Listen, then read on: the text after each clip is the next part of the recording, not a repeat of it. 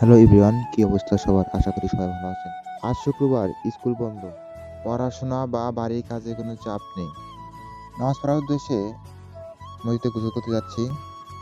যাওয়ার পথে রাস্তার দুপাশে ভুট্টা ক্ষেত, যেন প্রকৃতির এক মনোরম দৃশ্য। বসন্তের শুরুতে গাছে নতুন পাতা হয়েছে। আমার বাসা থেকে নদীর ধারে যেতে সময় লাগে 2 থেকে 3 মিনিট। রাস্তায় এসে মাদ্রাসার ছাত্রছাত্রীদের দেখা হয়ে গেল, তারা নদী যাচ্ছে কারণ তাদের আজ মাদ্রাসা বন্ধ। তারা গোসল করতে যাচ্ছে। আমি শিখেছি অনেক ছাত্র আগে চলে গেছে। কিন্তু আসমানটা দেখে মনে হচ্ছে ছাত্ররা আবার কেউ বসে রোদ পোহাচ্ছে। শীতের সকালে যে রোদ পোহানো কি মজা। আবার কেউ খেলাধুলা করতেছে। এটা হচ্ছে গ্রাম্য ভাষায় কেউ কাবাডি খেলছে। এটা অনেক মজার খেলা। দেখে শৈশবের কথা মনে পড়ে গেল। তো খেলা শেষে সবাই গোসল করতে নিজে নেমে গেলাম। পানি প্রচুর ঠান্ডা। অবশেষে গোসল করে বাড়ি ফিরেছি।